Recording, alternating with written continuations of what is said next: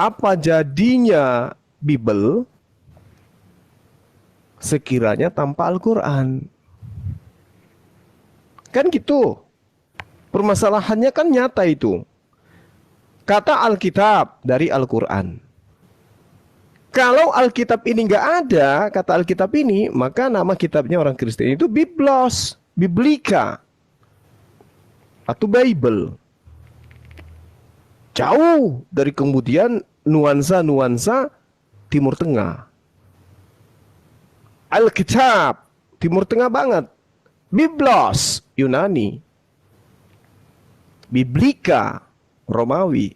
Kan gitu. Apa jadinya kitabnya teman-teman kalau tidak ada Al-Quran? Tidak ada kata iman. Tidak ada kata rasul. Tidak ada kata nabi. Ya, tidak ada kata mujizat. Tidak ada kata berkat. Tidak ada kata doa. Tidak ada kata sujud. Tidak ada kata niat. Apa jadinya kitab saudara? Tidak ada kata rasul dan seterusnya. Apa jadinya kalau ke Yunani-Yunanian? Maka akan tercermin kitab Anda adalah kitab Yunani. Sementara Yunani itu identik dengan paganisme. Gitu loh. Jadi kebalik, apa jadinya kitabnya Kristen tanpa Al-Quran? Kan gitu. Contoh, kata Injil. Katanya Injil itu diambil dari bahasa Yunani. Evangelion. Artinya original teks kitab Anda itu Evangelion. Tapi kenapa Lata menjadi Injil?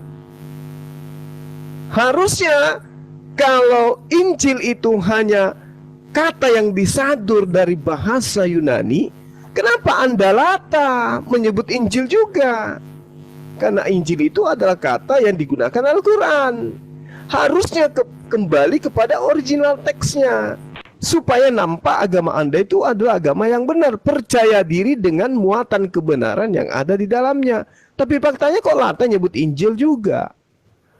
Kata Musa, nama Musa, nama Ibrahim alaihissalam, ya, nama Daud alaihissalam. Kenapa kemudian kitab Anda tidak menyebutnya Abraham, tidak menyebutnya kemudian dengan David, tidak menyebutnya dengan Moses? Kenapa Lata menjadi Al-Quran juga? Jadi apalah jadinya kitab saudara tanpa Al-Quran? Itu baru benar. Dari sampulnya aja kita udah lihat. Alif Lam. Mana ada di Indonesia ini kata Alif Lam? Tak ada selain daripada kitab yang muncul dari Al-Quran itu sendiri. Dan nama lain daripada Al-Quran itu adalah Alkitab. Kan malu tuh. Nama kitabnya agama Islam diambil, ditempel di kitabnya orang Kristen. Muka itu taruh di mana coba? Bayangkan kalau hari ini kita balik. Al-Quran kita ganti namanya menjadi Biblos. Apa jadinya? Apa jadinya coba? Kalau Al-Quran itu kita ganti sampulnya menjadi Biblos. Hayo. Apa nggak robek sampai kuping itu mulut teriak-teriak Islam plagiat? Atau terjemahan Al-Quran kita ganti Theos. Hayo. Apa nggak robek mulut kalian sampai di kuping mengatakan kami plagiat? Sedangkan faktanya aja, kalian yang mencomot-comot istilah yang sangat prinsip dalam Islam, kalian yang nyerang kami. Contoh kata kafir. Saya masih dapat sampai hari ini orang yang komplain. Kenapa Islam selalu menyebut kami kafir? Begitu saya tanya, emang kafir itu apa, Pak? Kafir itu goblok. Kafir itu bahlul, kata dia. Kafir itu identik dengan anjing, katanya. Loh, itu menurut Bapak. Kafir itu menurut Al-Quran orang yang menutup diri dari ajaran Islam. Apakah Bapak membuka diri dari ajaran Islam? Ya tidaklah. Ya Bapak kafir, menutup diri. Bapak bukan anjing. Bapak bukan goblok. Meski Bapak bahlul, kan gitu. Tapi Bapak itu jahil. Nah, itu baru benar. Sementara original teks kitab Anda itu adalah raka. Raka itu terjemahannya ya goblok. Kan gitu. Jadi, iya jahil. Jadi apalah artinya kitab Anda itu tanpa Al-Quran? Apa artinya? Al-Quran itu kitab yang independen. Dia tidak melakukan penyelidikan kemudian lantas dibuatlah cerita-cerita yang menyamakan kitabnya orang Yahudi. Tidak. Jadi inilah yang saudara-saudara Kristen harus pahami. Dan satu lagi terakhir dari saya. Kalau Anda semua itu punya kasih, saya ulang ya. Kalau Anda semua itu punya kasih, seperti kasihnya kami, yang mengucapkan puji syukur kepada Allah, sehingga kami menyanjung Rasulullah, kami cinta terhadap ajaran Rasulullah. Apa bukti kecintaan kami? Kami membaca apa yang dilafazkan Rasulullah sesuai dengan apa yang keluar dari mulutnya. Iqra bismi rabbikal ladzi khalaq. Kami umatnya karena cinta kepada beliau, karena kasih kepada ajarannya, kami menghafalkan, kami belajar dengan tekun untuk bisa membaca dari huruf ke huruf, kata ke kata, kalimat ke kalimat, surah ke surah, ayat ke ayat, agar kami bisa menjadikan cerminan kasih itu wujud dalam kehidupan kami. Lah ente dikatakan dalam kitab Anda, Yesus berbicara, aku rebah dan mendengarkan suara dari langit dengan menggunakan bahasa Ibrani. Anda pernah berpikir nggak kira-kira apa kata Ibrani yang disebutkan Yesus itu? Tidak kan? Kenapa? Sebenarnya kalian itu tidak kasih kepada Yesus. Yang ada adalah kalian cinta agama Anda disebabkan karena agama Anda itu enak.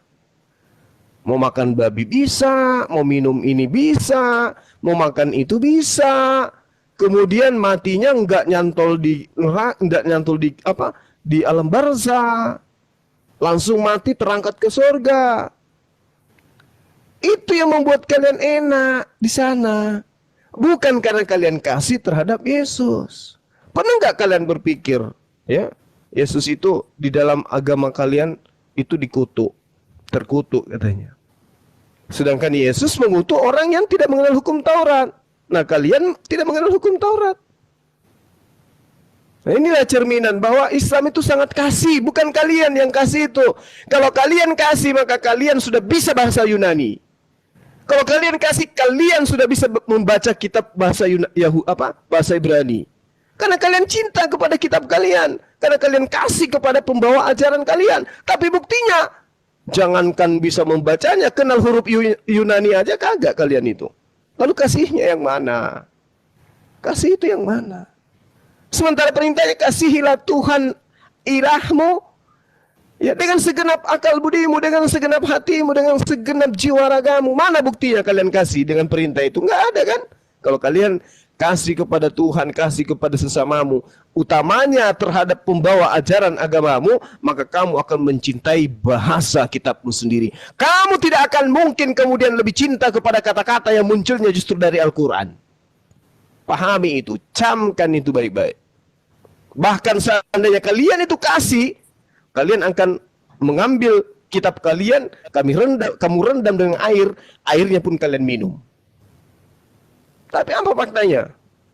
Lihat, tengok, kami sudah puluhan tahun jadi apologet. Kami lebih hafal ini Bible daripada kalian. Selevel pendeta yang lulusan S3 ketika kita dialog, itu tertulis di mana Bang Suma? Coba diulang, tertulis di mana Bang Suma? Kan jadi heran kita ini. Katanya ajaran kasih. Bagaimana Anda mau kasih kepada sama manusia? Kasih terhadap kitab kalian saja kagak. Kamu kalau cinta kepada orang yang kamu idolakan, pasti kamu cinta terhadap pernyataan-pernyataannya. Kamu cinta kepada, kamu ngefans sama seseorang, pasti kamu cinta terhadap apa yang dia ucapkan. Contoh misalnya, banyak bertebaran dia di komal-komal TikTok teman-teman. Pernyataan-pernyataan saya, pernyataan-pernyataan Dinda Naja dan sahabat-sahabat apologet lain. Kenapa? Karena mereka cinta kepada kita. Maka pernyataan-pernyataan itu diulang dan diulang dan seterusnya. Justru yang terjadi, Kami apologet Muslim yang mengulang-ulang isi data yang ada dalam kitab kalian. Kalian mana ada? Ayo. Kami yang menunjukkan. Itu tertulis di mana, Bang Subal? Kami menunjukkan. Mana cinta kasih itu? Kalau terhadap kitab kalian aja, Anda tidak cinta. Kalian mana cinta kepada Al-Quran? Buktinya, kitab kalian itu, kalian nyaman dengan sebutan Al-Quran di atasnya. Baru lihat Bible kalian yang tertulis sudah bahasa Quran. Alkitab. Subhanallah. Habis itu kalian mengklaim, itu adalah kitab kami enggak ini. Loh, kayak mana ajaran kasih kalian itu? Kenapa enggak sekalian aja ganti Al-Quran? Oh, Alkitab itu bahasa Yunani, nenekmu kiper. Itu nama lain dari Al-Quran, tuyul, supaya kau tahu itu. Ya, kalau kau cinta kepada agamamu, maka kau akan menyatakan kepada Lembaga Kitab Indonesia, ganti nama kitab kami dengan nama bahasa Yunani. Kami cinta kepada penutur-penutur Yunani, yang mana Rasul-Rasul kami juga bikin surat menggunakan bahasa Yunani. Jangan kau pakai bahasa Quran. Kan begitu perwujudannya. Jadi apalah artinya kitab saudara, ya, tanpa Al-Quran. Layaknya tadi, pembahasan tadi. Ada kemudian orang berinkarnasi menjadi babi. Babi ngepet. Ada juga yang nuzul menjadi manusia. Nah ini, kalau Anda cinta kepada agama Anda, cinta kepada yang kalian tuhankan, maka kalian akan mencari poin kebenarannya. Bukan akal-akalan sehingga kalian itu menjadi lawak-lawakan. Pahami itu. Karena Tuhan sudah mengatakan dalam kitabnya orang Yahudi, Yesaya 44 nomor 10, siapakah dia yang menuangkan, yang membentuk, yang menarasikan, yang menggambar Tuhan dalam rupa apapun, dalam bentuk patung dan seterusnya. Mereka semua akan kubuat malu, kata Tuhan. Jadi kalau kita ketika berdebat, kalian selalu dipermalukan, itu karena sudah dinubuatkan. Siapa suruh membentuk Tuhan? Ini yang mana ini? Yang Oten bingung nih ya. Jervo Harley kali ya, coba. Jervo Harley. Shalom Bang, saya Kristen Bang. Oh iya, Selamat silakan. malam. Semangat malam, silakan. Ya Bang. Ada yang Oke, mau Bang. disampaikan? Enggak Bang, saya sering dengar Bang Juma sering baca-baca ngutip di Alkitab. Tapi kok kalau saya perhatikan nggak ada yang membuktikan eksistensi hubungannya Alkitab yang Bang semua bawa itu nggak ada hubungannya dengan keberadaannya Allahnya orang Islam begitu Bang. Kalau saya lihat, saya perhatikan. Jadi apapun ayat-ayat di Alkitab tidak bisa membenarkan bahwa Al-Quran itu benar atau Allah itu benar. Kayak tentang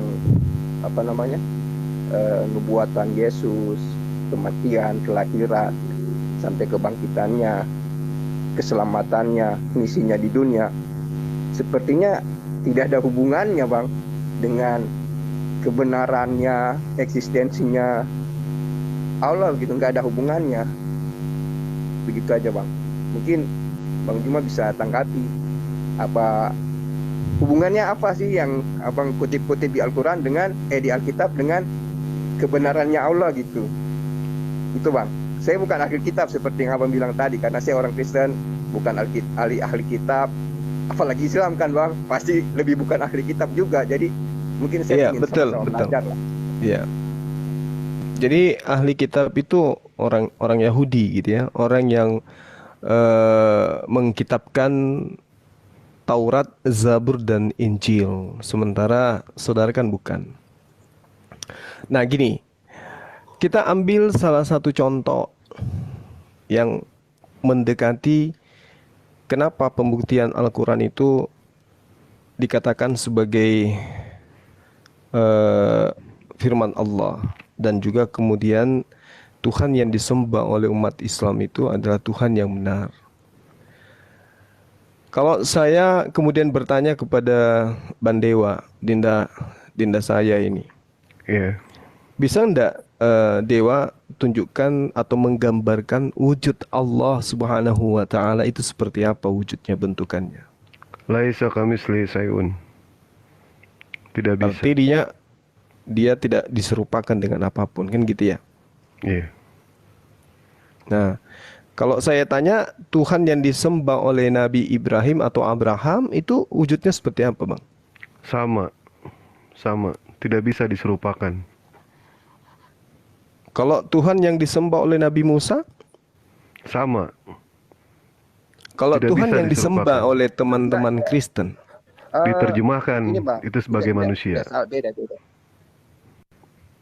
kalau Tuhan yang disembah oleh orang Kristen, bisa nggak itu dinarasikan, divisualisasikan atau dibentuk menjadi gambaran gitu? Bisa nggak? Bisa. Bisa. Bisa. Bisa. Seperti Bisa. apa dia Tuhannya? Tuhan Kristen kan? Bisa. Ya, Iya. manusia. Oke. Penciptaan manusia itu kan di Alkitab itu kita diciptakan segambar dan serupa, Oke. pemikiran, akhlak apa. Oke, Gitu, ya. saya Terus, menjawab kalau pertanyaan kita- saudara. Oke ya. Jadi gini, sembahan para nabi itu dikatakan laisa kamisli syai. Hendak dengan siapa engkau ingin persamakan aku sehingga kami sama. Kan gitu. Jadi Tuhan itu tidak bisa kemudian Tuhannya Bani Israel itu kemudian dikatakan dia terbentuk. Yesaya 43 nomor 10. Engkaulah saksi-saksiku, tidak ada Tuhan yang dibentuk sebelum aku dan tidak ada Tuhan yang dibentuk setelahku. Laisa kamislihi syai'. Sama Tuhan kami. Sementara Tuhan Anda manusia.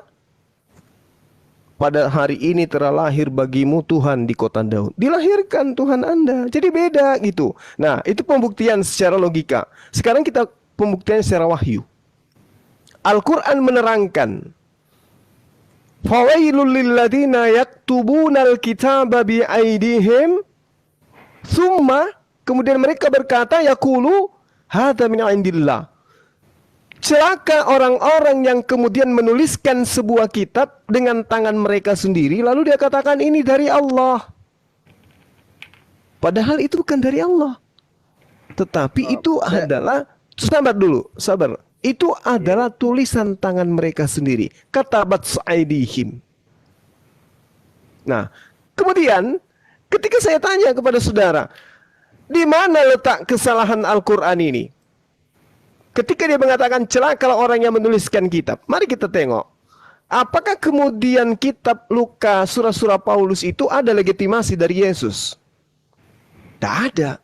Hari ini Kristen bertanya kepada generasi Kristen sebelum-sebelumnya sampai kepada Yesus, tidak akan Anda temukan adanya legitimasi pengesahan dari Yesus terhadap penulis-penulis kitab saudara. Maka Al-Quran 1400 tahun silam telah menyatakan itu. Inilah bukti bahwa Tuhan kami maha tahu. Berarti Tuhan yang kami sembah adalah Tuhan yang benar. Kalau tidak, dari mana baginda Rasulullah Muhammad SAW tahu bahwa apa yang tertulis dalam kitabnya orang Kristen itu hanya karangan-karangan?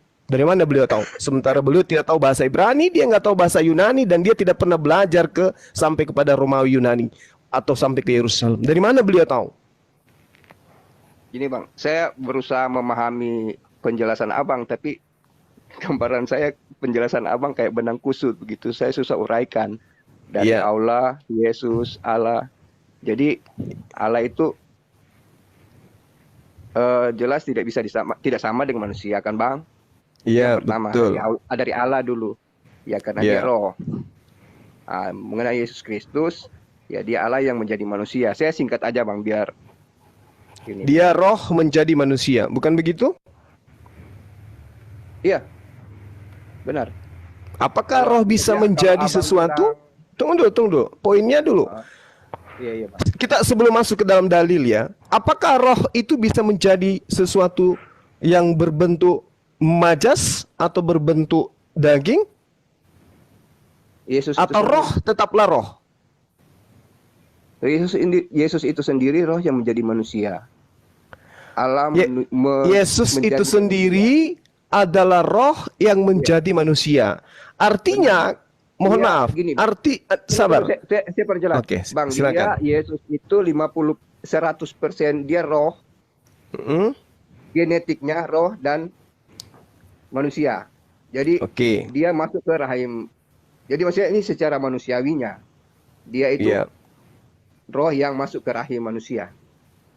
Ah, Kalau menurut roh. pemahaman saya sih Bang, kalau Mm-mm. Abang bilang Allah tidak bisa disamakan dengan manusia, ya itu benar. Tapi Allah bisa menjadi manusia. Di Jadi kita mana urut dalilnya satu-satu nih, itu? Bang. Di mana dalilnya itu Ah, bahwa Allah bisa jadi manusia? di yang umum aja Bang, di Yohanes 1 itu kan ayat 1 firman menjadi manusia. Karena kita tahu semua kan Allah itu adalah firman, bentuk Allah itu adalah roh. Nah, itu. Ya. Jadi saya ingin tanya kepada saudara. Yohanes 1 ini menurut saudara itu firman Tuhan, sabda Yesus atau apa ini? Ya kalau kita mau melihat eh, penulisan ini benar atau tidak benar, itu sudah cerita lain. Tapi ini firman yang artinya kalau Menjadi mau lihat manusia. ya kalau kita abang mau bilang ini betul tidak ini tulisannya ini kan sudah cerita lain. Tapi Oke. Oke. Kita tinggalkan itu, Sekarang begini. Tuhan mengangkat saksi di dalam Yesaya 43 nomor 10. Engkaulah saksiku, tidak ada Tuhan yang dibentuk sebelum aku dan tidak ada Tuhan yang dibentuk setelahku. setuju. Yes, iya. Ketika Anda mengatakan firman itu adalah Tuhan menjadi daging, berarti Tuhan membentuk diri menjadi daging. Bertentangan enggak dengan pernyataan Tuhan dalam Yesaya 43 nomor 10 tadi? Konsepnya begini Bang, memang artinya tidak ada Tuhan selain Dia, dan beda dengan Tuhan menjadi manusia, Allah menjadi manusia. Dengan kita bedakan Allah, tidak ada Allah selain Dia. Dua-duanya benar Bang. Iya, tahu. Tiada Tuhan selain Allah, tahu saya. Sekarang masalahnya adalah ketika Tuhan itu sendiri mengangkat saksi di dalam kitabnya orang Yahudi, Yesaya 43 nomor 10, engkaulah saksi-saksiku. Persaksikan. Tidak ada Tuhan yang dibentuk sebelum aku, dan tidak ada Tuhan yang dibentuk setelahku. Lalu kemudian Kristen dengan mengambil data-data dari himne Plato membentuk Tuhan menjadi daging. Apakah bertentangan menurut saudara atau tidak?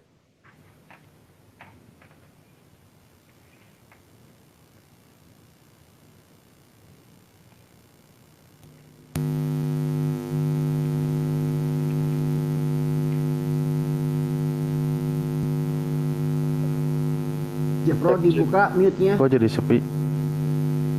Jepro Jerpo. dibuka mute-nya. Ya Bang, sorry Bang, tadi kemut. Maksudnya begini Bang, kita bedakan Allah bukan membentuk dirinya jadi manusia Bang. Allah datang ke dunia ini karena kehendaknya Dia, bukan Dia dari bentuk Allah terus tiba-tiba Dia berubah menjadi bentuk manusia. Itu karena kehendaknya Dia Bang. Yakin Anda? Yakin Ya, Anda gimana kalau nggak dia yakin, datang gimana? Anda yakin kalau dia datang atas kehendaknya? Iya Bang. Bagaimana Yakin, kalau yakin. bagaimana kalau ada dalilnya mengatakan aku datang bukan atas kehendakku sendiri? Iya, kehendak Allah kan? Iya. Kehendak ini sebenarnya kehendak Allah. Iya. Ini kita Yang menjadi manusia ini Allah atau bukan Allah? Enggak, saya tanya dulu kepada saudara. Yang menjadi Allah ini Allah atau bukan Allah?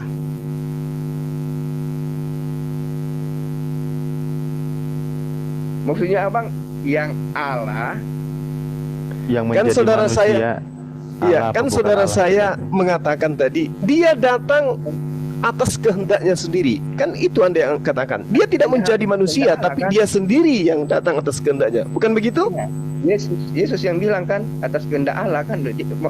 Kan tadi saya bilang Allah yang berkehendak untuk menjadi manusia, Oke. menjadi Yesus. Berarti yang menjadi berarti yang menjadi manusia ini adalah Allah itu sendiri. Iya, betul, Bang. Berarti atas kehendak Allah sendirilah dia kemudian menjadi manusia. Iya. Berarti yang menjadi manusia ini menjadi manusia atas kehendaknya sendiri. Atas kehendak Allah. Loh, Gimana sih, Bang? Gini, saya analogikan sederhana. Misalnya saudara menjadi apa ya yang bagus ya? Menjadi seekor kelinci. Ketika Anda menjadi seekor kelinci, kelinci ini menjadi kelinci atas kehendak Anda sendiri atau bukan? Saya kalau punya kemampuan untuk menjadi kelinci, saya bisa Menjadi menjadi kelinci. kelinci atas kehendak Oke. saya. Nah, kelinci Kalau ini menjadi manusia, ketika jadi kelinci ini berbicara, aku jadi kelinci atas kehendakku sendiri, itu betul. Tapi ketika kelinci ini mengatakan aku menjadi kelinci bukan atas kehendakku sendiri, itu gimana masalahnya? Paham tidak Anda? dia berbicara sebagai Yesus mengatakan di dalam Yohanes 48 nomor 42, aku Ya. datang bukan atas kehendakku sendiri. betul, Bang. Nah, Bukan kehendak Yesus, berarti kan? Kehendak Allah, kan? yang Allah ini bukan Yesus. Bukan kehendak kelinci, Allah kehendaknya saya. Kehendaknya Jervo untuk menjadi kelinci, bukan kehendaknya kelinci untuk menjadi kelinci. Kehendak Allah untuk Oke, menjadi Yesus, oke. bukan kehendak Yesus Oke. untuk menjadi Yesus. Berarti Anda dengan kelinci beda. Beda. Dalam konsep Oke. tadi, Berarti Allah dengan Yesus beda. Berarti Dalam Allah konsep- dengan Yesus beda. iya beda. Allah Oh, beda. Ya sudah. Iya. Berarti Yesus bukan itu Allah yang Allah menjadi ya. manusia. Yesus Berarti ini bukan Allah yang menjadi manusia. Kelinci Yang menjadi manusia ini yang siapa? menjadi kelinci. Ngerti nggak, Bang? Jadi beda, Jervo dan kelinci beda. Kelinci itu adalah Jervo yang menjadi kelinci. Nah, sekarang begini. Tolong Anda atur napas baik-baik. Oke, Gunakan siap, logika Pak. sehat Anda yang paling sehat. Sekarang Anda menjadi kelinci. Iya, Bang. Yang jadi kelinci ini siapa? Anda. Ya, Jervo, saya sendiri.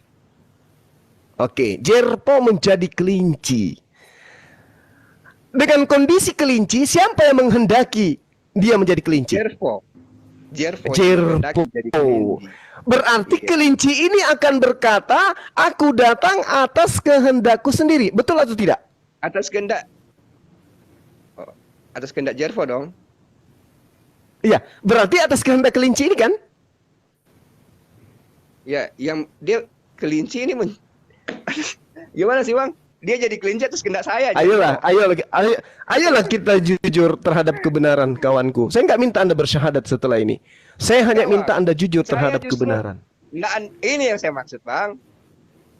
Alkitab itu kebenaran Alkitab. Isi Alkitab tidak ada hubungannya dengan kebenaran dan keberadaan Allah. Gitu maksud saya. Jadi Tidak masalah, tidak masalah, Tidak ada hubungan. tidak masalah, Allah menurut tidak masalah. Makanya kami umat Islam, sabar. Makanya kami umat Islam setiap kami sholat, kami selalu berdoa agar terhindar untuk menjadi Kristen. Iyyaka na'budu wa iyyaka nasta'in. Siratal ladzina an'amta 'alaihim ghairil maghdubi alaihim waladdallin. Amin. Kami minta kepada Allah untuk tidak menjadi golongan orang yang sesat. Orang sesat itu ya seperti ini. Anda memutarbalikkan sesuatu yang sudah tidak rasional, yang tadinya sudah masuk akal, Anda akal-akali sehingga tidak rasional. Anda Apa yang menjadi tidak masuk kelinci. apa yang tidak Oke, sekarang Anda menjadi kelinci. Sekarang Anda Ya. menjadi kelinci. Oke, ya. Kelinci ini ketika dia menjadi kelinci, apakah atas kehendaknya sendiri menjadi kelinci atau bukan? Bukan atas kehendak Jervo. Atas kehendak saya. Loh, yang menjadi kelinci ini siapa? Yang mau menjadi kelinci siapa? Nah, berarti Gini, Bang. Gini. kehendak Anda menjadi kelinci itu adalah Anda sendiri. Kehendak saya, bukan kehendak kelincinya. Loh, yang jadi kelinci ini siapa? Jervo. Loh, yang menjadi kelinci adalah Anda. Iya. Jangan ambil kelinci lain. Anda ini sudah jadi kelinci. Yang menjadi kelinci ini adalah Anda. Ketika Anda mengatakan bukan atas kehendak kelinci ini menjadi kelinci, ini di mana logika Anda? Inilah yang dikatakan sesat. Mungkin beda Gitu loh. beda persepsi lah bang. Mungkin ya, begini yang saya maksudnya. Kalau saya melihat abang Yesus membaca mengatakan, kitab ini, aku datang bukan atas kehendakku sendiri. Berarti sang Tuhan bukanlah Yesus. Tuhan menghendaki keinginan agar Maria melahirkan seorang manusia bernama Yesus. Makanya Yesus mengatakan, aku datang bukan atas kehendakku sendiri, tapi atas kehendak Dia yang telah mengutus aku. betul itu bang. Cuma beda pemahaman Nah, aja bang. boleh nggak kelinci Kalau ini menurut berkata, boleh nggak kelinci tadi berkata, aku menjadi kelinci bukan atas kehendakku sendiri? Boleh nggak? Jadi begini bang, Yesus datang atas kehendak Allah, iya kan? Jadi Terus? kalau Yesus ngomong begitu ya betul. Nah, sekarang kelinci ini Bukan berkata, dari mana itu, aku Bang? datang. Kelinci ini berkata, aku datang bukan atas kehendakku sendiri. Apa rasional Iya. kalau kelinci ini bukan Anda? Iya saya yang menjadi, tapi kelinci itu tidak bisa mengatakan dia datang atas kehendaknya dia. Dia harus bilang dia jadi kelinci atas kehendaknya Jervo. Itu sudah benar bang. Cuma kita harus Berarti si membedakan. kelinci ini bukan Jervo. Jadi kelinci ini bukan Jervo. Saya yang menjadi kelinci. Tapi yang berkehendak, Atas kehendak siapa? Atas kehendak siapa? Jervo yang berkehendak menjadi kelinci. Nah, kelinci ini siapa sekarang? Di dalam kelinci itu Jervo. Nah, Jadi makanya ketika dibilang kelinci ini dia berbicara, begitu. ketika kelinci ini berbicara, dia atas nama Jervo atau bukan? Iya, betul itu. Atas nama Jervo kan? Iya.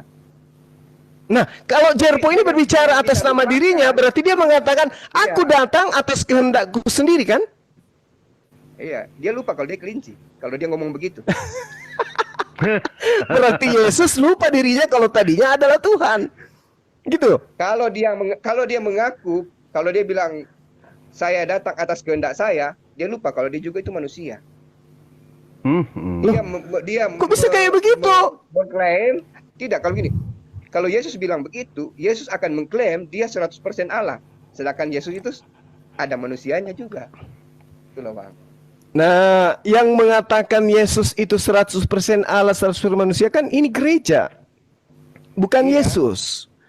Nah, ketika Yesus mengatakan, aku datang bukan atas kehendakku sendiri, Yesus itu 100% bukan Allah dan 100% manusia. Itu yang benar. Salah, Bang. Ya, terus di mana? Dari mana Anda mengatakan Yesus itu adalah Allah? Dari sisi mana? Itu sama dengan ayat-ayat yang lain di Alkitab yang bilang, Allah kenapa engkau meninggalkan aku, Eli Eli lama sabachthani. Mungkin itu 11-12 lah dengan kasus ini kan. Seolah-olah dia kan punya dua sisi Bang sebenarnya itu. Jadi kalau dari mana Anda mengatakan dia punya dua sisi? Dari mana? Siapa yang ngajarin? Ya artinya kan dia punya sisi manusia, sisi Allah. Jadi begini Bang. Yang mengajarin saudara saya Yesus itu punya sisi Allah itu yang siapa? Ya tidak mungkin Bang Zuma lah. Jadi begini Bang, kembali jangan tidak Ya, silakan saudaraku. Ya, silakan. Iya Bang, sorry Bang. Jadi kelinci ini kan dia menjadi kelinci, bukan kehendaknya dia untuk menjadi kelinci, tapi kehendaknya Jervo untuk menjadi kelinci. Jadi kalau Yesus bilang dia datang atas kehendak Allah, ya betul kan Bang? Sekarang begini saudaraku, begini. Anda adalah Jervo. Ya. Iya. Jervo. Contoh, Sebelum Anda menjadi kelinci, Anda mengatakan diri Anda akan menjadi kelinci. Betul? Betul. Nah, yang menjadi kelinci ini adalah Anda kan? Itu. Jervo kan? Iya. Yang kelinci ini Jervo atau bukan? Iya, saya. Nah, ketika saya berkata, saya datang atas kehendak oknum lain, apa enggak sedeng itu namanya? Abang jangan lupa bahwa kelinci ini bukan tiba-tiba langsung kelinci. Dia keluar dari rahim kelinci. Itu Yesus. Seperti itu. Oh, ini parah ini. Lebih parah lagi. Berarti Anda yang menghendaki tercipta Iya. menjadi kelinci melalui proses kelahiran. Iya, jelas itu, Bang. Nah, Kalau berarti gini, Bang. Kalau Hmm. Allah Hmm. menjadi Yesus, tiba-tiba langsung jadi Yesus, semua dunia, seluruh dunia akan bertobat langsung menyembah. Hah? Kenapa bisa? Iyalah. Kenapa bisa? Allah. Artinya kan dia datang tidak melalui proses kelahiran, tidak melalui proses manusiawi. Artinya dia datang Loh. sebagai 100% Allah, bukan sebagai 100% manusia yang dia bisa merasakan Oke. penderitaan apa semua yang Oke. dirasakan oleh ciptaan. Mari kita berpikir secara logika. Yesus datang tanpa melalui kelahiran, ya. Iya. Ah, Maka dia otomatis Tuhan, gitu ya. dia bukan Yesus, dia Allah yang turun langsung ke bumi. Bukan Menjadi- Yesus lagi. Menjadi Iya kan? menjadi manusia. Kalau Tidak dia menjadi datang lagi. bukan- tidak lagi lah. Kalau dia datang sebagai Allah, Heeh. ya otomatis kan dia bukan Yesus. Jadi karena dia mau jadi Yesus, dia harus melalui proses manusia juga. Oh gitu. Jadi terjawab kan yang tadi Yesaya 43 nomor 10, tidak ada Tuhan yang dibentuk setelahku. Salah, beda konsep, Bang. Abang jangan campur-campur. Bang. Loh kok Tidak ada Allah memang. Tidak ada Allah. Emang kalau kita pertanyakan, ada Allah sebelum Allah Israel kan tidak ada. Apa ada tidak Allah setelah ada Allah Israel? Tuhan, tidak ada Tuhan yang dibentuk sebelum dan sesudah aku. Berarti aku pun tidak bisa terbentuk menjadi makhluk. Oh iya. Konsepnya Ah. waktu itu kan banyak orang menyembah berhala kan, Bang. Jadi dia menegaskan bahwa dia satu-satunya Allah, tidak ada Allah lain yang dibentuk selain dia setelah dan sebelum. Jadi kalau ada Coba orang dibuka. menyembah Allah lain, Gini. itu salah. Coba dibuka dalilnya, Bang, supaya saudara saya ini bisa memahami dengan baik. Datanya akurat. Jangan ditambah, jangan dikurangi. Oke, baik, Pak. Oke. Tuhan memproklamirkan diri, tidak ada ilah, tidak ada Tuhan ya yang dibentuk sebelum aku, Iya. dan tidak akan ada lagi sesudah aku. Ah. Berarti tidak akan ada Tuhan yang dibentuk menjadi kelinci, menjadi manusia, menjadi makhluk. Nggak akan ada, karena ini sudah keputusan Tuhan. Iya. Betul. Tapi bagaimana kalau dia sendiri yang datang? Sebagai Bagaimana manusia? ceritanya Anda mengatakan dia sendiri yang datang, sedangkan kelinci tadi itu Anda katakan bukan dia yang berbicara karena dia sudah jadi kelinci. Nah, maksudnya Abang bilang kan tidak ada ilah lain yang dibentuk setelah dan sebelum. Terus bagaimana kalau dia sendiri yang datang? Bagaimana Anda bisa mengatakan dia sendiri yang datang, sedangkan yang ada di Iya, ini tengah-tengah kita ini adalah manusia, Yesus. Apakah Iya, Tuhan bagaimana itu kalau- manusia? Iya, bagaimana kalau dia datang jadi manusia sebagai manusia? Berarti melanggar Bicara. sumpahnya. Ketika dia mengatakan tidak ada Tuhan yang dibentuk. Bahkan kalau Anda lihat, kalau Anda lihat di dalam 2 Tawarik 6 nomor 18, 1 Raja-Raja 8 nomor 27, tetapi benarkah Tuhan hendak diam bersama dengan manusia di atas bumi? Sesungguhnya langit, bahkan langit yang mengatasi segala langit pun tidak dapat memuat Tuhan. Apalagi rumah yang kudirikan ini, apalagi iya. tubuh manusia. Kalau salah begini, Bang. Kalau salah begini. Kalau Allah bilang begitu, tidak ada Allah dibentuk, kecuali dia menjadikan kelinci untuk datang ke dunia. Berarti dia membentuk Allah lain. Tetapi dia sendiri yang datang, bukan Allah lain yang datang. Enggak, Anda keliru. Pengakuan Yesus, aku datang bukan atas kehendakku sendiri. Itu kan analogi tadi kan, Bang. Iya. Kelinci terima nasib, dia jadi kelinci. Karena Allah yang berkehendak, dia jadi kelinci. Loh, gimana ceritanya ini ya? Maksudnya saya yang ingin jadi kelinci. Ya, Anda yang ingin menjadi kelinci. Iya. Nah, ketika kelinci itu berbicara, apakah dia akan berbicara menjadi pribadi lain?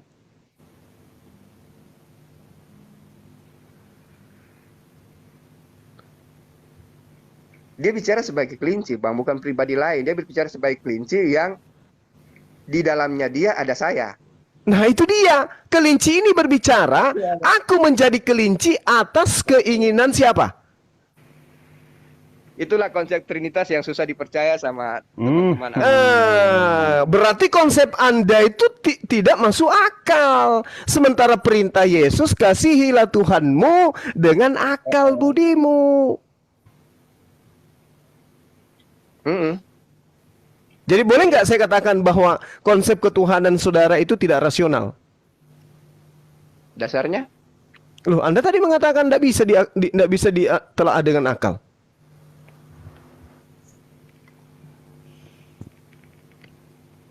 Anda terlalu merendahkan Tuhan, Bang.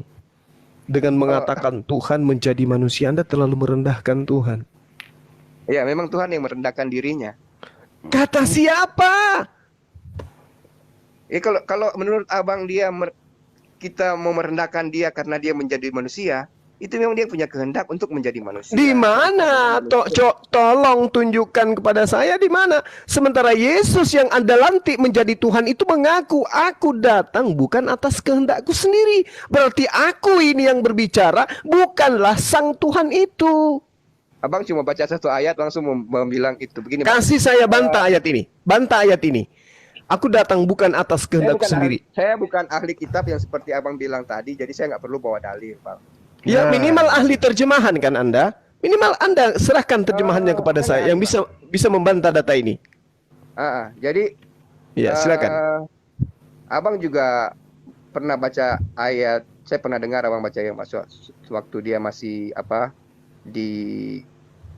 dinubuatkan, diramalkan, Allah yang perkasa, Bapa yang kekal, Raja damai.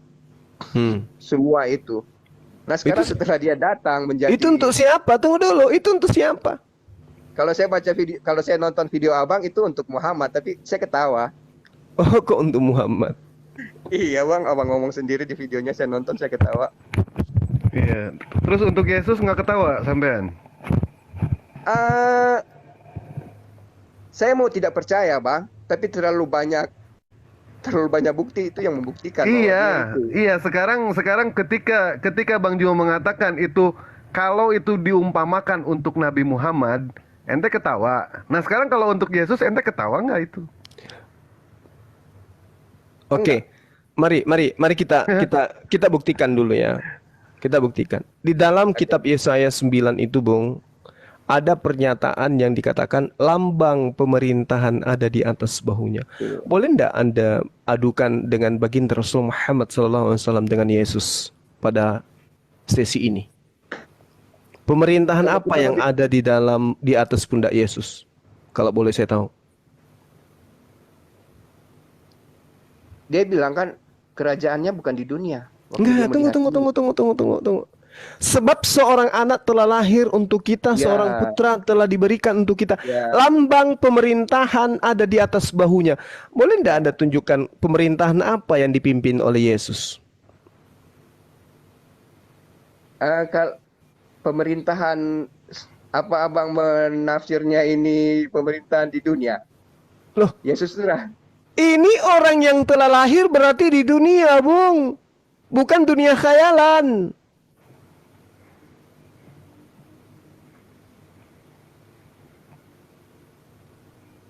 Ingat bang, ini aja gugur Yesus kan?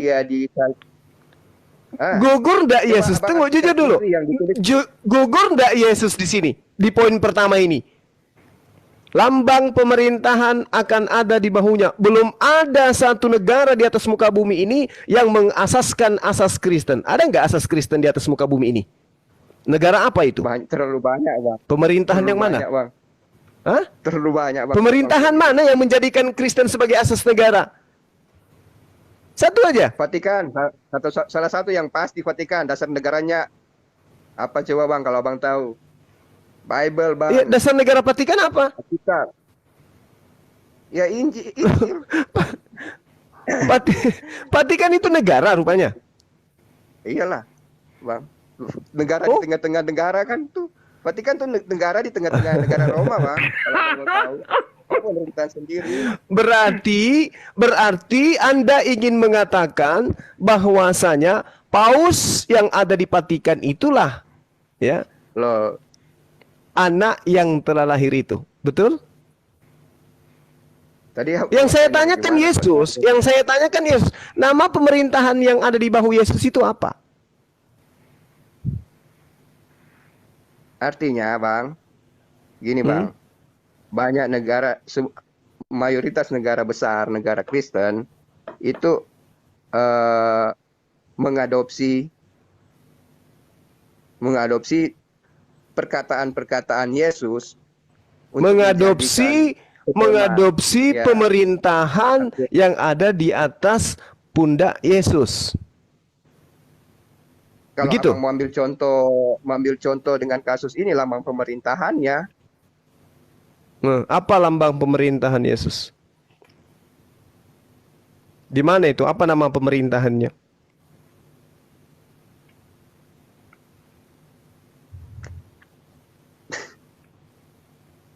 aduh, Bang. Jadi begitu, Bang. Jadi yang Abang Maksudnya? maksudnya lambang pemerintahan suatu seperti Garuda begitu atau seperti lambang-lambang negara lain, kalau itu tidak ada, Bang. Berarti Yesus tidak punya pemerintahan. Ya kan, saya kasih kan contohnya Abang bilang lihat pemerintahan yang lambang pemerintahannya ada di atas bahunya. Coba Abang lihat negara-negara mayoritas Kristen yang dasar negaranya kebanyakan mengadopsi ke Kemana? lambang pemerintahannya Ke pemerintahannya Yesus. Kristenan begitu. Iya.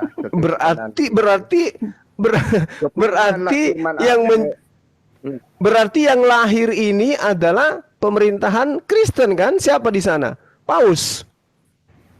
Yang Anda bawa ini kan pemerintahan di atas pundaknya Yesus.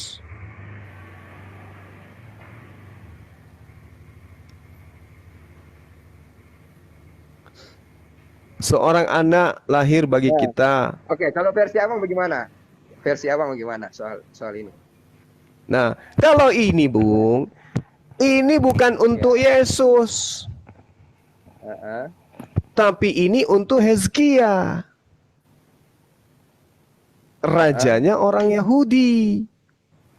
Bukan untuk Yesus. Itu yang perlu saudara pahami. Bukan. Allah Karena yang dikatakan apa yang kekal raja damai. Ada sambungannya loh ayat itu, Bang. Jangan salah. Iya. Dengarkan. Iya, saya tahu. Saya hafal data itu. Orang-orang orang akan menyebut dia penasihat ajaib. Tunjukkan satu manusia yang hidup zamannya Yesus yang menyebut Yesus sebagai penasihat ajaib. Satu aja. Di mana itu tertulis Yesus disebut? Abang pernah dengar khotbah di bukit? Iya. Orang akan menyebutnya sebagai penasihat ajaib. Di mana pernah Yesus dikatakan sebagai penasihat ajaib? Ya, dengar aja khotbah di bukit itu. Ada di Alkitab itu, baca, Bang. Kalau Abang pernah mendengar khotbah di bukit, orang akan menyebutnya sebagai penasihat ajaib. Siapa yang pernah menyebut Yesus sebagai penasihat ajaib? Bang, kalau ada orang yang pernah mengajar Abang, kasihlah musuhmu. Yesus mengatakan itu. Apa itu bukan penasihat ajaib? Orang akan menyebut orang, namanya disebut orang. Dengarkan, Bung. Yang ajaib. Dengarkan. Ada orang yang mengatakan itu sebenarnya. Dengarkan. Orang syair terindah sampai saat ini. Ya Allah ya Karim. Orang akan menyebut oknum tersebut dengan gelar penasihat ajaib. Siapa yang pernah menyebut Yesus sebagai penasihat ajaib?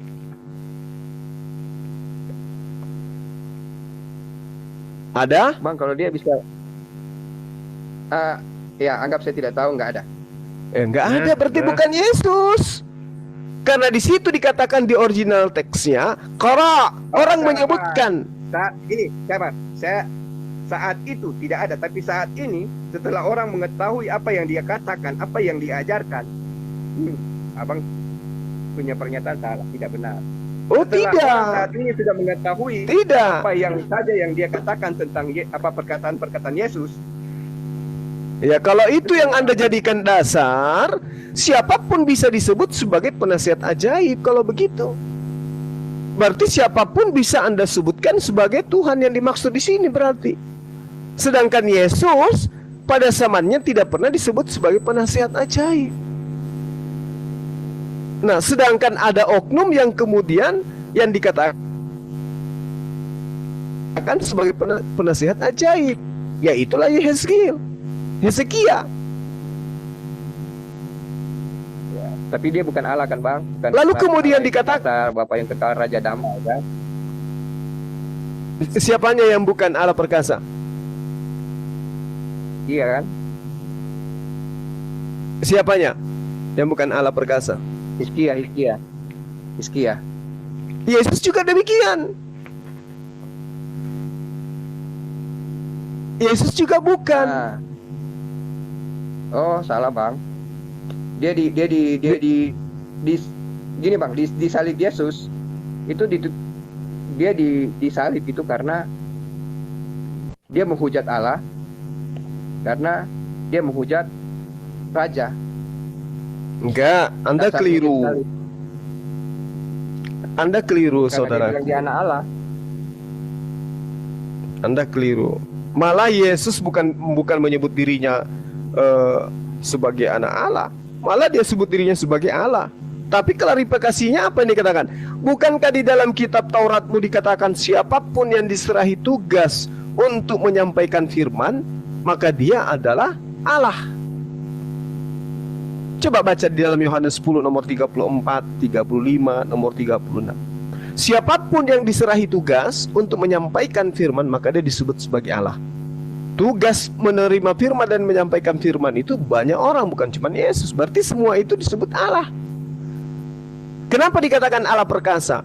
Karena ketika dia memimpin perang, dia dibantu, dia ditolong oleh Allah yang perkasa itu, yang dimaksud oleh Allah yang perkasa.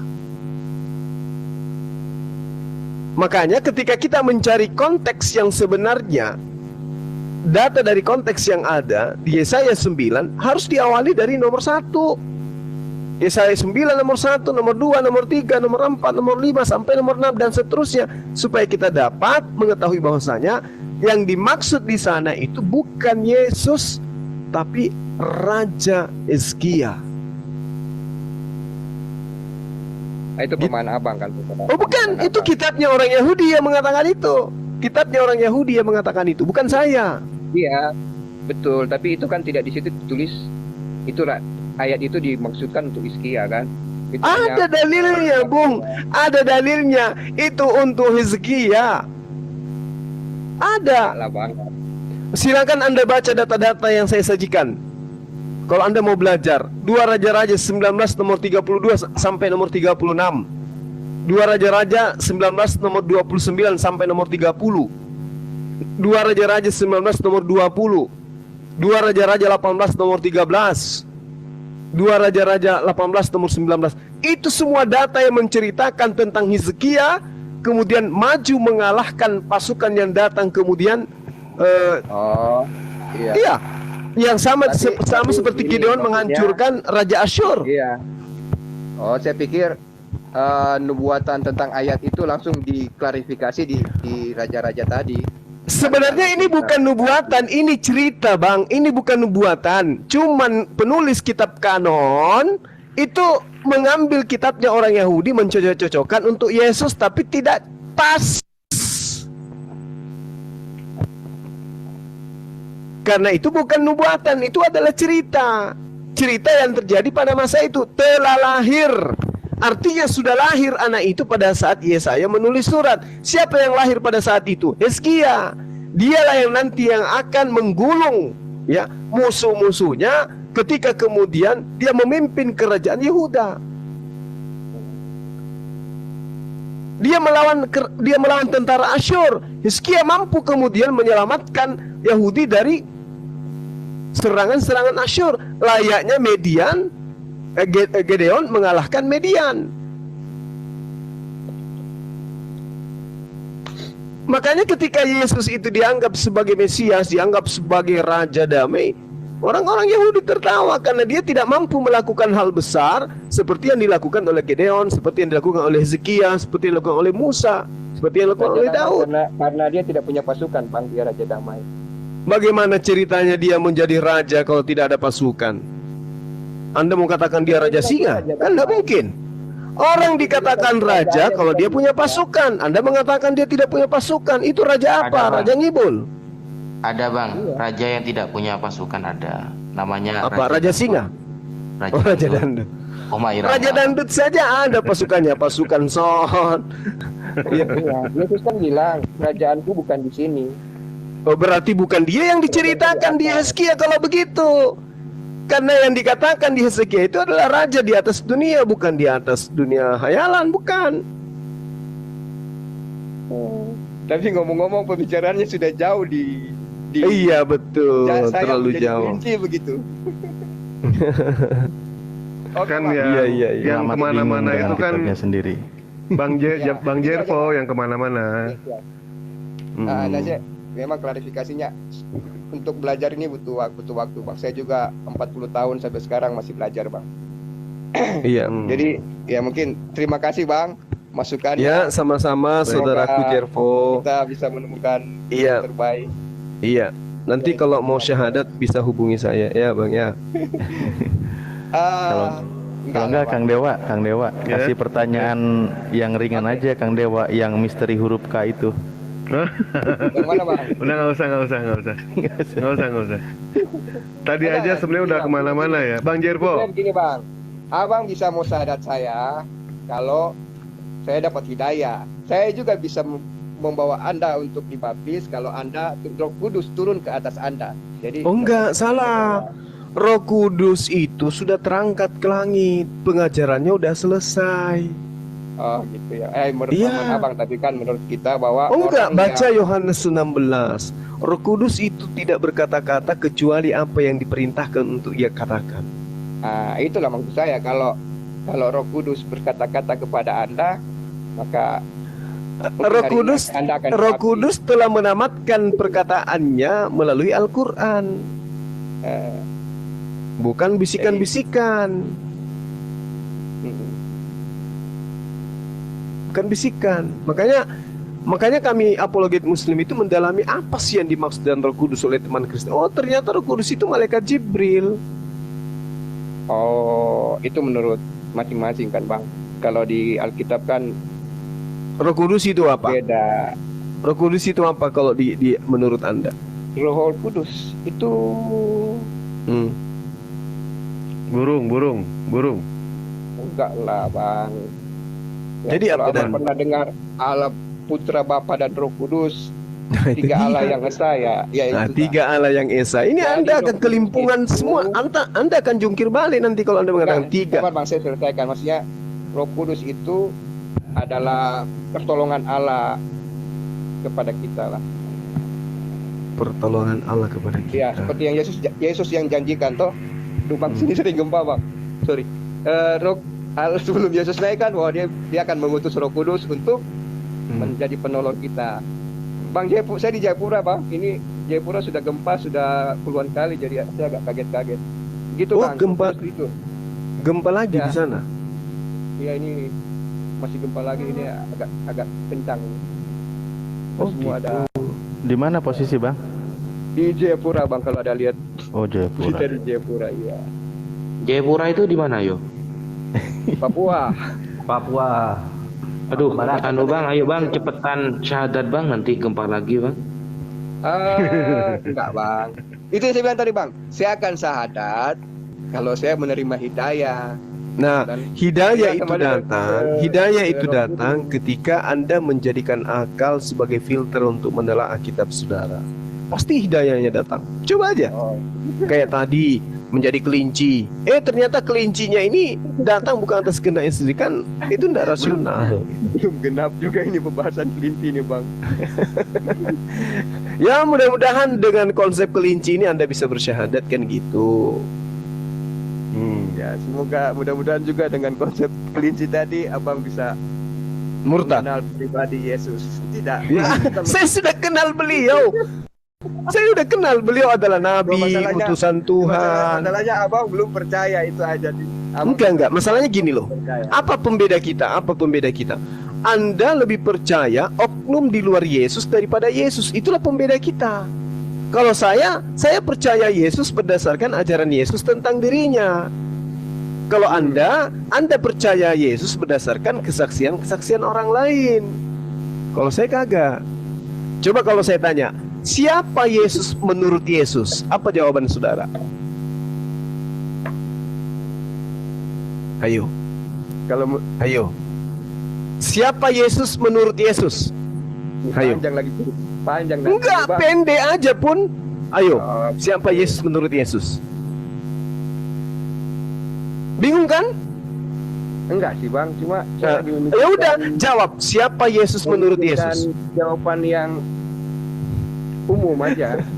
Ya silakan. Jawaban yang umum. Ya silakan. Yesus menurut Yesus adalah, kalau Yesus menurut Kristen kan Yesus Ya. itu Tuhan. Kalau- Yesus itu Pak, kalau secara rohani, saya akan bilang Yesus itu Tuhan dan juru selamat. Nah, itu bukan secara rohani, itu Nah, secara mimbar gereja. Ini yang saya lagi memikirkan. Jawaban Kenapa yang Anda umum. pikirkan seakan-akan Anda tidak tahu ajaran Yesus? Oh, Nggak perlu Anda pikirkan Yesus itu siapa adalah Yesus anak menurut Yesus. Allah yang dikandung Ah, dari ini. Roh Kudus, Ini dia. lahir dari anak darah Maria, Ini dia. yang menderita di bawah pemerintahan Pontius Pilatus, Ini dia, disalibkan, mati dan dikuburkan, turun Ini ke dia. dalam kerajaan maut, naik Ini ke dia. surga. Ah, Saudaraku, yang saya tanya, siapa Yesus menurut Yesus, bukan menurut Kristen, Yesus. menurut Yesus loh. menurut Yesus. Ya, aku adalah Oke, ini Bang. Waktu dia masih kecil, Yesus, Maria cari dia.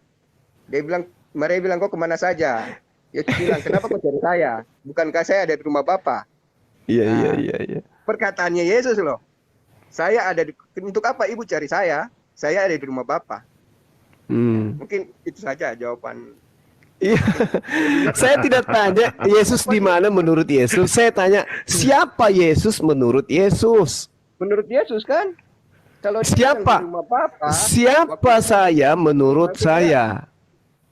iya, maksud saya begitu toh Bang. Maksud saya dia bilang waktu mamanya cari dia waktu dia tersesat di bait Allah, dia bilang saya ada di rumah Bapa. Kenapa mama cari? Bukan di mana Yesus. Iya loh. Bukan di mana Yesus, Tanya tapi Yesus, siapa betul, Bang. Yesus? Menurut Siapa Yesus, Yesus? Siapa Yesus menurut Yesus? Katanya Anda percaya kepada Yesus. Nah, kalau Anda percaya kepada Yesus, maka Anda harus menggali perkataan Yesus tentang dirinya. Aku ini siapa menurut Yesus? Kan gitu, jangan Iya, menurut itu gereja. Itu yang kan dia bilang tadi. Dia di rumah Bapa berarti dia anak Bapa. Loh. Maksudnya gimana? Jadi orang-orang yang masuk ke sinagoge juga dia adalah anak-anak Bapak gitu. Berarti mereka juga Perkataan Tuhan. Yesus begitu, Bang. Hah? Perkataan Yesus begitu. Jadi orang-orang yang datang ke rumah Bapak Bukan dia abang juga saya anak Bapak. Menurut perkataan Yesus. Nah, inilah kenapa hidayah itu nggak datang. Oke, begini Bang. Sebelum dia mati, Hmm, Yesus pernah bilang hmm, bahwa yang di ini kan, hmm, kamu dengan aku sekarang berada di Firdaus. hmm. Pada Siapa hari ini dia? juga. Iya. Pada hari ini juga engkau akan bersama meninggal aku di di Firdaus. Bali. Kan gitu. Lepreng.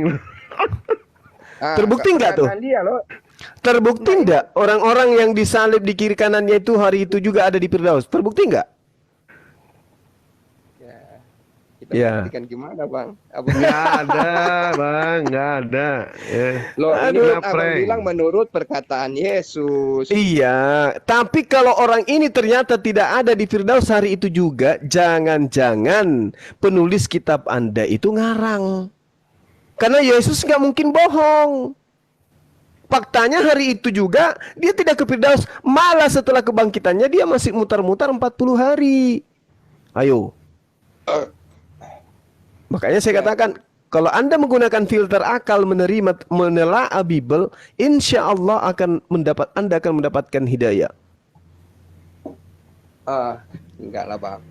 Nah, sekarang ketika saya tanya, Karena begini loh Bang. Nah, Gini, silakan. itu yang saya bilang dari awal Bang. Gini Bang, Hmm. bukan saya mau merendahkan Abang. Itu yang saya bilang dari awal bahwa apapun yang Abang angkat dari Bible tidak bisa membuktikan kebenarannya Allah atau keberadaan Allah. Jadi Abang mau suruh saya Oh, nggak bisa. Suruh hidayah karena Alkitab lucu sekali bang. Jadi gini. Al-Quran gini. Apa yang dikatakan kemudian Al-Quran terhadap Nabi yang kami imani sebagai utusan Tuhan kepada Bani Israel? Diterangkan begini. In huwa illa abdun an'amna alaihi wa ja'alnahu matalan li Bani Israel. Isa, manusia yang lahir tanpa ayah, yang membangkitkan orang mati, membuat orang lumpuh berjalan, orang buta melihat. Itu tidak lain hanyalah seorang hamba yang kami beri nikmat kenabian kepadanya, dan kami jadikan dia sebagai contoh pelajaran bagi Bani Israel. Apakah ini salah menurut Bible Anda?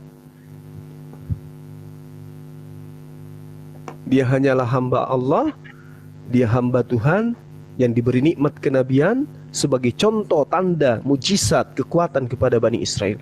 Apakah Al-Quran saya ini salah? Kalau hanya nabi ya salah lah bang. Lalu apa selain nabi?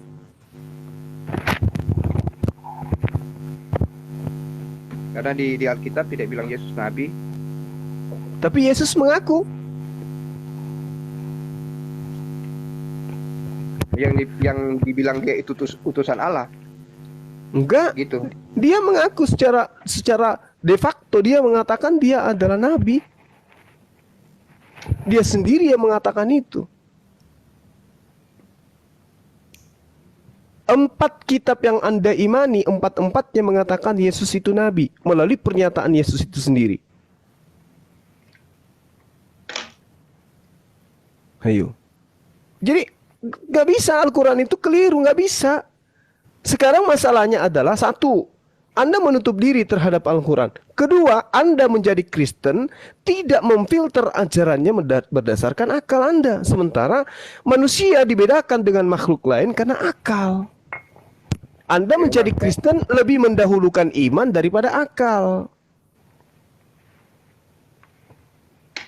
Kan gitu, saudaraku. Sekarang gini, kalau Anda dikasih botol tertutup, botolnya dibungkus, Anda nggak tahu apa isinya. Tapi kemudian Anda hanya berdasarkan iman, Anda haus, Anda buka botolnya, Anda seketika beriman, pokoknya isinya apapun, yang penting saya minum, saya hilangkan dahaga saya. Itu berkat iman. Itu bang, nggak seperti itu juga. Kita ini kan memang Kristen dari lahir, bang. Tapi itu sudah begitu, bang. Itu sudah begitu. Anda ibaratkan sedikit 30 detik. Anda ibaratkan oknum yang kemudian meminum sebuah isi botol tanpa Anda tahu isi botol itu apa dalamnya. Tahu-taunya bensin, tapi Anda imani, sudahlah ini air putih pasti. Anda minum. Karena Anda imani. Sama, sekarang apapun dasarnya, Anda menuhankan Yesus itu, mau dia Tuhan ataupun bukan Tuhan, yang penting saya tuhankan. Selesai. Itu yang terjadi. Enggak bang, enggak seperti itu bang. Nah, buktinya? Kita ini enggak seperti itu. Buktinya sekarang, atas dasar apa Anda menuhankan Yesus? Coba. Atas dasar apa Anda meminum air yang ada di dalam botol tadi, padahal botol itu bukan air putih, isinya adalah air kencingnya Bang Dewa. Kayak mana itu? Kalau dasarnya jelas. Pertama dasarnya Alkitab kalau di Kristen kan. Tapi maksud saya gini bang, pemahaman akal budi kita ini kan berkembang sesuai dengan kita bertambah hikmah. Kita juga bukan langsung tiba-tiba mengimani, kita mempelajari, kita mendapat apa ya? Begini bang, saya secara pribadi sudah punya pengalaman banyak, punya apa namanya dibilang bang? Mujizat. Sentuhan langsung dari Tuhan. Ya, nah, artinya seperti begitu. Iya. Ya Allah, ya Rabbi. Benar, apakah Anda berpikir atau apakah Anda tidak pernah? Kenapa orang-orang yang menyembah pohon itu tetap menyembah pohon? Orang yang menyembah sapi tetap menyembah sapi. Kenapa? Karena ketika mereka datang di sebuah pohon minta sesuatu, lalu kemudian dia pulang, sesuatu yang dia minta itu betul-betul ada, maka dia imannya akan semakin mantap terhadap pohon itu. Kan kita tinggal bedakan itu kuasanya dari mana. Nah, sekarang dari mana Anda tahu bahwa itu kuasa dari Tuhan yang Anda alami? Ini pengalaman pribadi, Bang. Jadi Ya, sama teman-teman kita di luar agama Islam dan Kristen juga memiliki pengalaman pribadi. saya tidak meminta ke pohon, tidak minta ke sapi, saya minta ke Yesus. Dan Iya sama, mereka yang beriman kepada sapi minta ke sapi. Anda yang beriman kepada Yesus juga minta ke Yesus. oh, maksud abang Kami yang beriman kepada Allah minta kepada Allah. Iya, betul betul. Ya, Nah sekarang gini. berarti Coba dia kita tidak bisa membuktikan kalau Yesus itu benar-benar Tuhan gitu. Apa tidak beda dengan orang meminta kepada sapi. Kalau kita mengimani, ya itu maksud abang begitu kan? jadi gini saudaraku. Kita ada 3 di sini. Saya, Anda dan penyembah sapi. Oke? Ketika kemudian penyembah sapi ini minta kepada sapi yang dianggap Ya. Tuhannya, dan ketika Anda juga minta kepada Yesus yang Anda anggap sebagai Tuhannya, lalu kemudian saya minta kepada Allah yang saya anggap Tuhan saya, Tuhan yang benar-benar Tuhan itu kira-kira ketika hambanya membutuhkan makan tapi tidak menyembah kepada dirinya, apakah Tuhan ini ogah untuk memberikan makan? Berarti kita tidak bisa menjadikan dasar pertolongan Tuhan atau mujizat itu sebagai Tuhan gitu, Bang. Nah, Anda cerdas di situ. Anda cerdas. Tuhan yang menciptakan kita, meskipun kita tidak sembah Dia, tetap saja Dia memberikan kepada kita itu kasih. Dia memberikan kita makanan, Dia memberikan kita kesehatan, Dia memberikan kita tanda-tanda, Dia memberikan kemudian kita kebahagiaan. Meskipun kita tidak sembah Dia, tetapi ada hari pembalasan. Nanti Anda akan dihakimi. Siapa yang memerintahkan kamu ketika kamu hidup menyembah kepada manusia? Sedangkan manusia yang kau sembah ini mengajarkan diri menyembah kepadaku. Kenapa justru kau menyembah kepada dirinya? Oh, aku menyembah kepadanya karena ketika saya sakit, saya berdoa kepadanya, saya sembuh Tuhan. Lah, yang menyembuhkan kamu itu aku, bukan dia. Berarti kalau begitu, Bang, kita mencari kebenarannya ya berdasarkan akal. Kan gitu. Makanya saya minta kepada saudara tadi, siapa Yesus menurut Yesus, tapi Anda menyembunyikan akal Anda untuk menemukan kebenaran itu. kan abang bilang kata siapa Yesus menurut Yesus, Nah. bukan menurut saya kan. Jadi Ya, saya menurut Yesus ambil siapa dia? perkataan-perkataan. Saya ambil perkataan-perkataan Yesus yang tadi kan menurut Yap. Yesus. Siapa Yesus jawaban menurut abang Yesus? gimana? Apa jawaban saudara saya? Silakan. Yang tadi saya ngomong apa yang dia katakan waktu dia masih hidup kan? Iya, apa itu?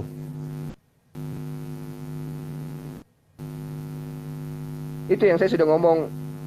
Aku ada di bait Allah gitu. Terus yang terakhir waktu dia sebelum meninggal. Kalau dia bukan Tuhan, dia yang bukan pemilik sorga, masa dia bisa menjamin orang untuk masuk sorga? Oh, tunggu Waktu dulu. Waktu dia membangkitkan orang mati, itu dia memerintahkan seolah-olah dia Allah. Kau bangkit, maka orang itu bangkit. Dia tidak bilang dengan kuasa Allah kau bangkit, tapi dia bilang kau bangkit. Orang itu bangkit. Masalah. Itu kuasanya dari dia, kuasa Allahnya ada di dia. Aku tidak dapat berbuat apa-apa dari diriku sendiri.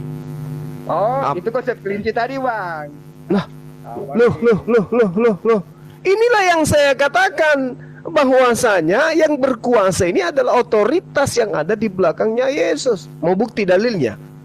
Di dalam Kisah Para Rasul 2 nomor 22. Iya. Tuhan telah menentukan Yesus sebagai perantara dengan memberikan Yesus kekuatan, mujizat, tanda-tanda untuk diperlihatkan di tengah-tengah Bani Israel. Pengakuan Yesus di dalam Yohanes 5 nomor 36. Ada kesaksianku yang lebih penting dari kesaksian saudara Jervo. Apa itu? Bahwa segala mujizat, segala kekuatan, semua pekerjaan yang diberikan Tuhan untuk aku lakukan, pekerjaan itulah yang bersaksi tentang aku bahwa Bapa yang telah mengutus aku. Aku adalah utusan Bapa. Itu kesaksian Yesus menurut dirinya. Dia adalah utusan Bapa. Dia adalah Rasulullah, bukan Allah itu sendiri, Bang. Itu menurut Yesus. Iya, bahasa utusannya dia ini kan, Bang, karena dia punya misi. Misi. Dia misinya untuk menyelamatkan Bani Israel. Iya. Iya, makanya dia bilang dia utusan. Iya, karena dia ingin menyelamatkan Bani Israel. Dengan cara apa dia menyelamatkan? Dengan meyakinkan Bani Israel kalau dia adalah utusan Tuhan. Di mana itu tertulis? Yohanes 17 nomor 3. Hidup kekal itu adalah mereka mengenal engkau, satu-satunya Tuhan yang benar, dan mengenal aku yang engkau utus. Berarti yang Tuhan cuma satu-satunya. Yesus utusan. Nah, sekarang Anda beriman tidak bahwa Yesus itu utusan Tuhan? Dalam konsep utusan ini yang saya bilang tadi, Bang, dia Allah turun ke bumi punya misi. Misinya menyelamatkan Bani Israel. Dengan cara apa? Dengan mengajak Bani Israel menerima dirinya sebagai utusan Tuhan. Tetapi Bani Israel lebih banyak yang tidak menerima dia sebagai utusan Tuhan. Gitu loh, Bang. Bukan. Menerima dia sebagai Tuhan dan Juru Selamat. Nggak ada itu, Bang. Nggak ada. Itu nggak ada. Nggak ada ajaran Yesus kayak begitu. Akulah jalan, akulah kebenaran, akulah hidup. Koma, tidak ada yang sampai kepada Bapa tanpa melalui aku. Siapa yang menjadi tujuan di situ? Bapa. Siapa yang menjadi jalan? Yesus. Jalan mana yang ditunjukkan oleh Yesus? Sembahlah Allah. Betul? Dan terimalah aku sebagai utusan Allah. Itu jalannya. Hidup kekal itu adalah mereka mengenal engkau satu-satunya Tuhan yang benar dan mengenal aku yang engkau utus. Berarti jalannya adalah menyembah hanya kepada Allah dan beriman kepada Yesus sebagai utusan Allah. Selesai. Yesus jalan, Bung. Tidak ada yang sampai kepada Bapa tanpa melalui Yesus. Yesus jalan. Bagaimana mungkin kemudian Anda pergi ke kantor kalau yang Anda anggap kantor itu adalah jalan yang menuju ke kantor? Anda harus sampai ke kantor. Kalau Anda, maksudnya maaf Pak, Bang. Maksudnya kalau Abang yakini ini benar-benar untuk jalan ke surga harus melalui Yesus, artinya Abang sekarang sudah percaya dia sebagai apa? Selamat, Mesias. Iya, betul. Saya percaya Yesus itu juru selamat bagi Bani Israel. Percaya saya. Tapi dia bukan juru selamat untuk seluruh umat manusia. Aku datang, aku diutus hanya kepada domba-domba yang hilang dari Bani Israel. Dan Yesus tidak pernah menyeru setiap manusia. Gak pernah dia. Gak ada satu perseruannya untuk non-Yahudi. Gak ada. Jedor. Gak ada, Bang. Yesus itu juru selamat. Kita sepakat di situ.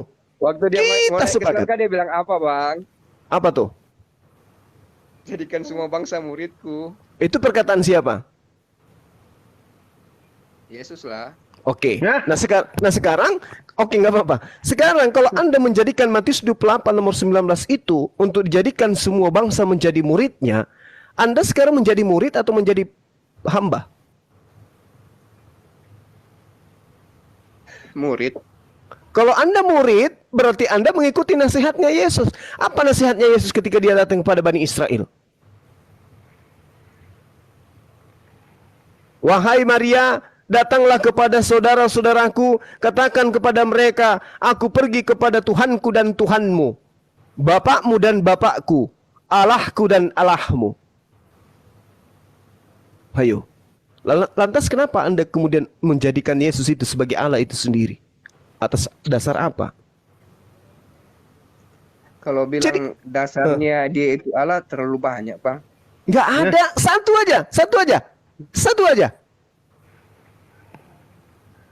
aja. Dasarnya Anda mengatakan Yesus itu Allah menurut Yesus. Satu aja. Kalau ada, saya kawin lagi. Silakan. Begitu, Bang. Ini kenapa Bang Jepro yang diskusi saya yang tegang ya? Enggak lah, Bang. Jadi, Satu aja saya minta. Kalau Abang pernah dengar dia dikandung dari Roh Kudus kan. Nah, itu kan. Oh, berarti Anda nggak tahu bahwa Yohanes itu bukan cuma dirinya yang dikandung Roh Kudus, ibunya penuh dengan Roh Kudus ketika kemudian Yohanes itu dikandung. Ibunya yang penuh dengan Roh Kudus. Berarti ibunya pun adalah Tuhan. Kalau itu yang Anda jadikan sebagai konsep. Tidak, itu artinya kan betul-betul Roh Kudus, bukan Roh Kudus yang maksudnya bukan melalui hubungan suami istri, itu memang pertolongan Roh Kudus juga, tapi melalui hubungan suami istri. Saudaraku, Elizabeth itu adalah wanita tua yang tidak mungkin hamil. Ya. Ya, tapi karena dia kepenuhan Roh Kudus, dia hamil. Ayo. Makanya di dalam kitab saudara, di dalam Matius itu, dengarkan saya sedikit, dikatakan bahwa semua manusia yang pernah dilahirkan oleh wanita, ya, itu tidak ada yang lebih besar daripada Yohanes. Itu ada dalam kitab saudara. Iya, tapi Bang, begini maksudnya. Kalau Maria hamil, bukan artinya kan kalau mau bilang dipenuhi Roh Kudus, tapi Maria itu dikandung oleh Roh Kudus. Dia melahirkan dalam kondisi perawan, Bang, belum tersentuh. Kalau Elizabeth apa seperti itu? Iya, makanya saya katakan Elizabeth itu lebih hebat karena dia penuh dengan Roh Kudus. Kalau Maria hanya mengandung. Artinya kehamilannya kehamilan seperti Maria dikandung oleh Roh Kudus kan tidak, Bang. Dia itu karena sudah tua tidak bisa melahirkan. Maka Roh Kudus ada pada dirinya. Dipenuhi Roh Kudus, ya dia bisa hamil, tapi bukan dihamili Roh Kudus, tidak, melalui hubungan tetap. Bukan begitu, Bang. Di kitab saudara Yohanes di Lukas 1 ya, nomor 41. Di sana Elizabeth penuh dengan Roh Kudus, berarti di dalam rahimnya, di dalam perutnya, di dalam dadanya itu penuh dengan Roh Kudus. Lebih hebat. Makanya di dalam data yang ada di dalam kitab saudara Lukas 7 nomor 28, aku berkata kepadamu, di antara mereka yang dilahirkan oleh perempuan tidak ada seorang pun yang lebih besar dari Yohanes. Berarti Yohanes lebih besar daripada Yesus. Kenapa? Karena jangankan dirinya, mamanya pun penuh dengan Roh Kudus. Kalau hanya karena itu. Ini data ya, ini data yang ada di kitab saudara. Makanya kami sebagai muslim itu sangat bangga mengatakan in huwa illa abdun al'amna alaihi wa ja'alna matalan li bani Israil. Dia dikatakan laki-laki yang suci, terkemuka di dunia dan di akhirat, dan termasuk dalam golongan orang-orang yang didekatkan kepada Allah.